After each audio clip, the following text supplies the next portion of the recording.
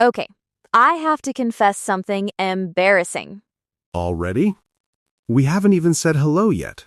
I know, but this one's been sitting in me all week. Go on then. I found my old notebook of language goals. Uh-oh. Page 1 says, Day 1. I will practice English every single day for the rest of the year. Bold opening line.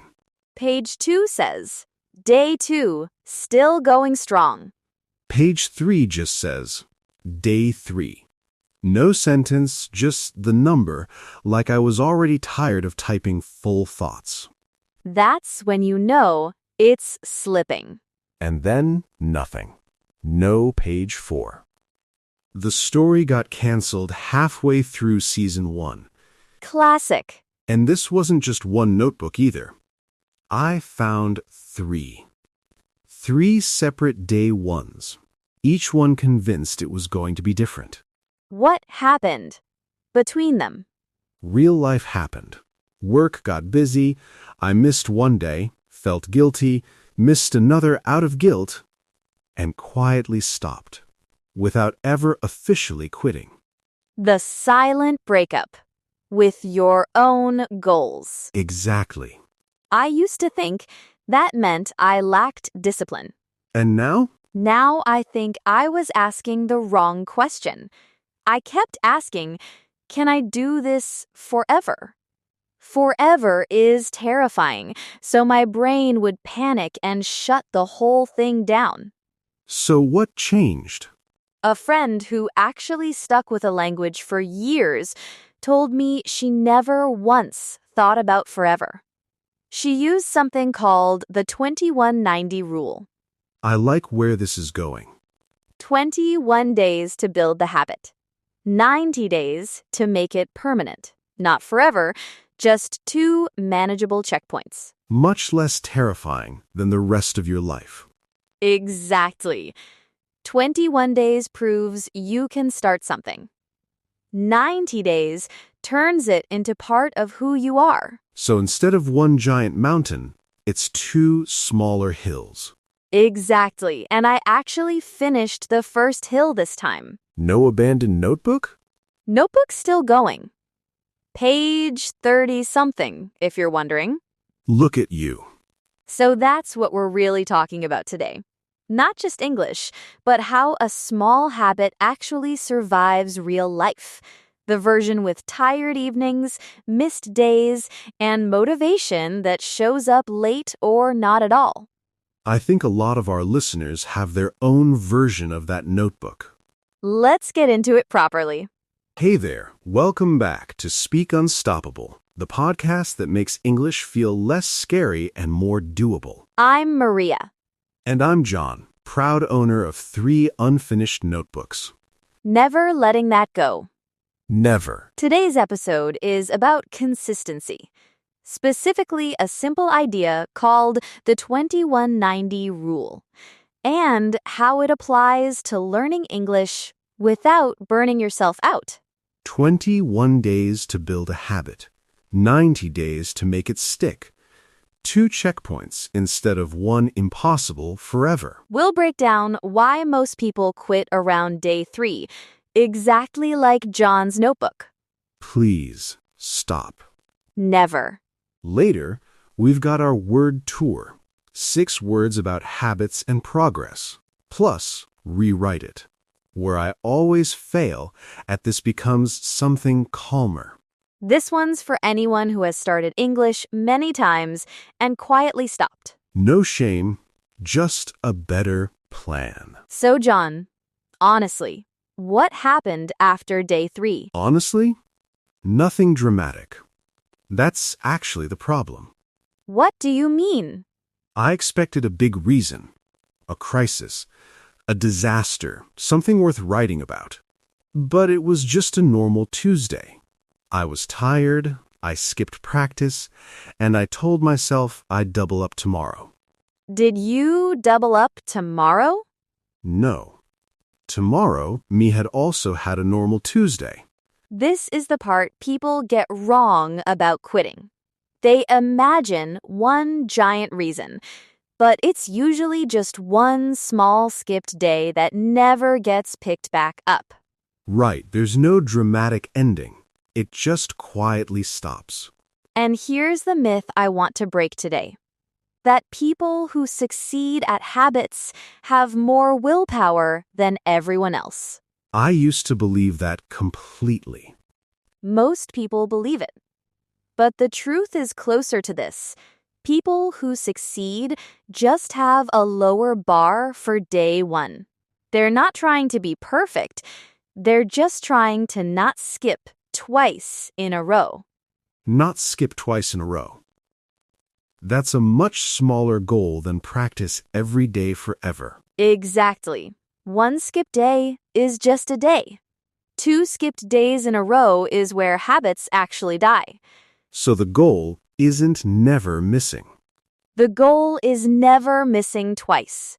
I actually wish someone had told me that with the notebooks. Would it have helped? I think so. Because every time I missed a day, I treated it like the whole project had failed, so there was nothing left to protect. Right. Once it feels broken, there's no reason to keep being careful with it. Exactly.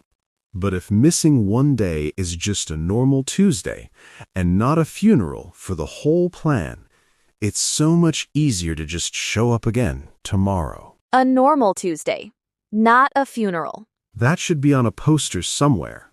Let's actually break down the first number: 21 days. A lot of people think that means the habit becomes automatic by day 21. It doesn't. And that's where people get discouraged. So what does happen by day 21? You stop needing convincing. That's really it. Say more. On day 1, you have to talk yourself into it. Come on, just open the app, just say one sentence. There's negotiation involved. I know that negotiation well. By day 21, the negotiation gets shorter. You still might not love it every single day, but you stop debating whether it's going to happen. It moves from a decision to a default. Exactly, from a decision to a default. And that shift matters more than people realize, because decisions cost energy.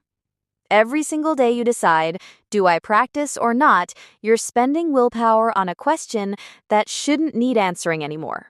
So 21 days isn't about mastering anything. No, it's about ending the daily negotiation. That actually takes the pressure off. I thought I was supposed to feel amazing and fluent by day 21. If you feel amazing and fluent by day 21, please tell us your secret, because that's not realistic for almost anyone. What is realistic?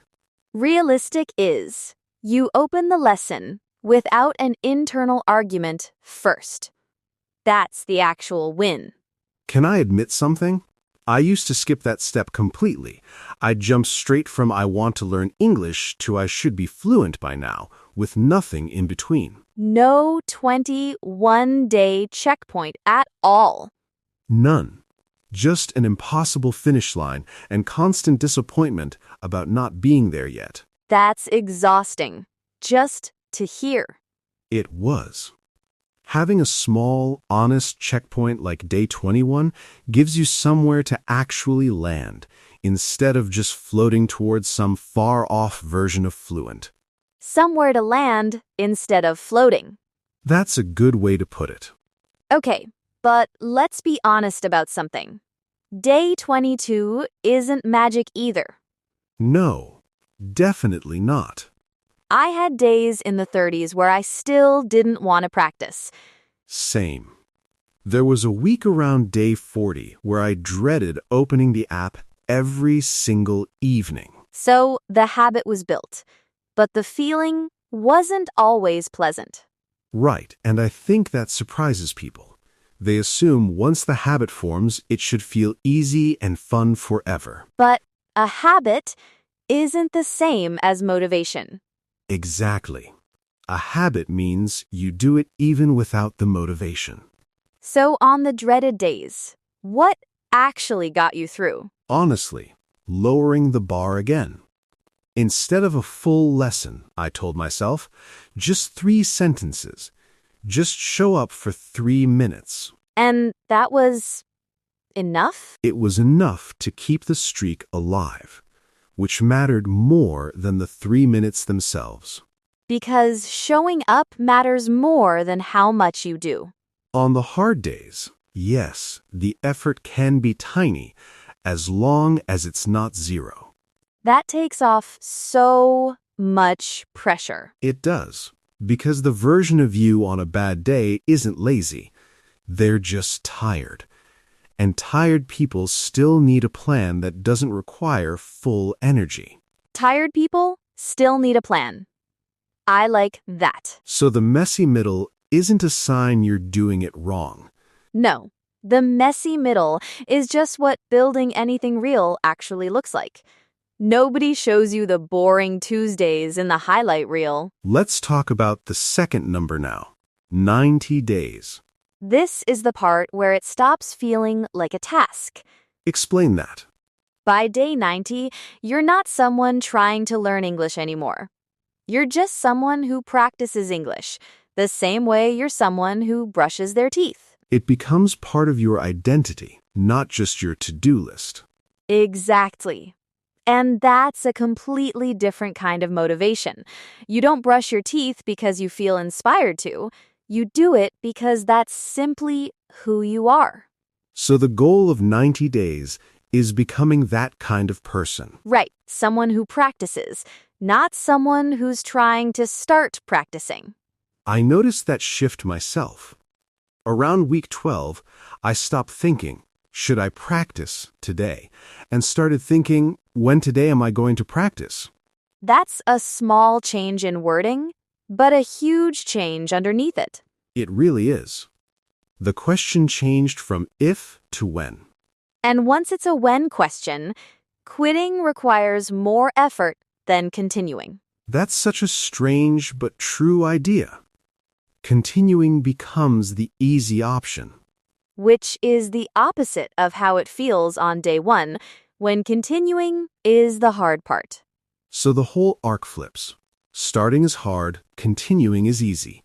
Then eventually, stopping would actually feel harder than continuing. That's the real prize of the 90 days. Not perfect English, just a completely different relationship with the habit itself. I like that it's not framed as be fluent by day 90. No, because that pressure is exactly what kills people around day 3, remember? Right, back to the original problem.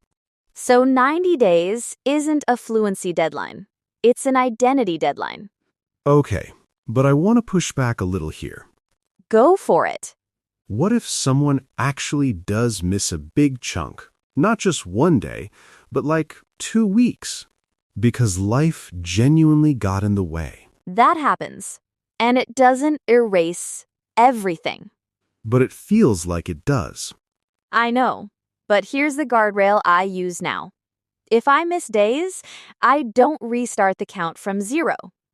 I just resume from wherever I stopped. No punishing yourself back to day 1. Right. Because that's exactly the trap that killed my old notebooks. Miss 2 days, decide the whole streak is ruined, and quit completely instead of just continuing. So the rule isn't perfect consistency. No, the rule is returning. Over and over, without turning a pause into a permanent stop. Returning without turning a pause into a stop. I like that. And practically speaking, I'd also say, keep the daily version small enough that missing it feels genuinely rare. If your daily goal is 1 hour, life will interrupt that constantly. But if the daily goal is 10 minutes, 10 minutes survives a busy week. An hour usually doesn't. so make the daily version small enough that it fits even on the worst days. Exactly. Size it for your worst day, not your best day. Size it for your worst day, not your best day. That's a strong line. I actually stole that thinking from my sister. She runs, and she said she doesn't plan for the days she feels great. She plans for the days she really doesn't want to go. Because those are the days that decide whether the habit survives. Right, the good days take care of themselves. So let's bring this back to the listener who's thinking about starting English again today. Or restarting. For the 5th time. No shame in the 5th time. None at all. Don't aim for forever. Aim for day 21 first. Just prove to yourself you can start something and not abandon it by day 3. Then aim for 90, not for fluency, but for the version of you where practicing English stops being a decision and just becomes normal. And if you miss a day, or even 2 weeks, you don't restart from 0. You just resume from where you stopped. Size your daily goal for your worst day, not your best one. That's really the whole rule, in one small sentence. Now let's slow down and learn today's words. 6 words that describe exactly what we've been talking about. Habits, progress, and the process of actually sticking with something. And John, any final thoughts before we move on? Just that if I'd known this rule years ago, I probably wouldn't have 3 abandoned notebooks. You'd probably just have one very long, slightly messy one. Which honestly sounds a lot more realistic than a perfect streak anyway. It does. Consistency was never supposed to look flawless. No, it just needed to keep going, even in small, imperfect pieces. That's a good place to pause before we get into the words. One more thing, though, before we move on. What's that? I think people underestimate how boring consistency actually looks from the outside. It's not exciting content for a highlight reel. No, nobody posts a video of themselves doing 10 quiet minutes of practice on a random Wednesday. But that's exactly the footage that actually builds fluency. The boring Wednesdays, not the dramatic Mondays. Our first word is consistency. Consistency. Consistency means doing something regularly, in the same steady way, over time, even when you don't feel especially motivated. Maybe you practice English for 10 minutes every evening, no matter what. You could say, my consistency is what's actually improving my English now, not talent. Or maybe you're just getting started and want to build that pattern. Then you could say, I'm working on my consistency this month. I like that this word doesn't require you to be perfect, just steady. Right. Consistency and perfection aren't the same thing at all. Our next word is streak. Streak. A streak is a continuous run of days where you've done something without stopping. Maybe you've practiced every day for 3 weeks straight. You could say, I finally hit a 21-day streak. Or maybe you're worried about losing one. Then you could say, I really don't want to break my streak today. Streaks are motivating, but be careful. They can also make one missed day feel like a disaster. Which is exactly why our next word matters. Our next word is relapse. Relapse. A relapse means falling back into an old pattern after you thought you'd already moved past it. Maybe you stopped practicing for 2 weeks after doing so well. You could say, I had a bit of a relapse, but I'm getting back on track. Or maybe you're describing it happening to someone else. Then you could say, everyone has a relapse sometimes. It doesn't erase your progress. That's such an important reframe. A relapse isn't a failure, it's just a pause. Our next word is default. Default. Your default is the automatic setting, the thing you do without deciding, without a conscious choice each time. Maybe practicing English has become something you just do now, without an internal argument first. You could say, English practice is finally my default, not a decision. Or maybe you're describing an old, unhelpful pattern. Then you could say, skipping practice used to be my default.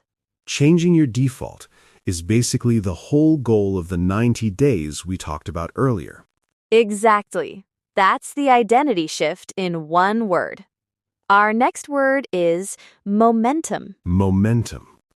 Momentum is the energy that builds up once you keep something going, making it easier to continue. Maybe a few good days in a row make the next day feel easier too. You could say, once I get momentum going, it's actually hard to stop. Or maybe you're describing losing that energy after a break. Then you could say, I lost my momentum after the holidays. The good news is, momentum always comes back. Once you resume, it's not gone forever. Our final word is guardrail. Guardrail. A guardrail is a simple rule you set for yourself that keeps you from going too far off track. Maybe your guardrail is resuming from where you stopped instead of restarting completely. You could say, my guardrail is never miss 2 days in a row. Or maybe you're setting one for the first time. Then you could say, I'm building a guardrail so one bad week doesn't ruin everything. Guardrails are quiet, they don't get much credit, but they're often the reason a habit survives a hard month. 6 small words, but honestly, they explain almost everything we talked about today. Those were today's powerful words: consistency, streak, relapse, default, momentum, and guardrail. Try using at least one of them in a real sentence about your own week, even if it's just a short voice note to yourself. Sometimes just saying the word out loud makes it stick better than reading it ever could. Now let's get into Rewrite It, where we take nervous, defeated sentences, the kind we all say quietly to ourselves, and turn them into something calmer and stronger. These usually aren't sentences we say out loud to other people. No, they're the ones running in our heads late at night. First sentence. I always fail at this. I'm never consistent. Notice the word always and never doing a lot of damage there. Instead, try. I've missed some days, but I'm working on my consistency. Same honesty. None of the self-punishment. That's a huge shift. Honest, but not cruel. Second sentence, I broke my streak, so there's no point continuing. That's the old notebook thinking. Right there. Instead, try, my streak ended, but resuming today matters more than the number did. The streak was never the actual goal. Right, it was always just a visible sign of the real goal underneath it. Third sentence, I had a relapse, so I'm basically back at 0. That word basically is doing a lot of quiet damage. Instead, try, I had a relapse. But a relapse doesn't erase the progress I already made. That one uses our vocabulary word perfectly. A relapse describes what happened. It doesn't erase what came before it. Fourth sentence, I don't have the willpower for this.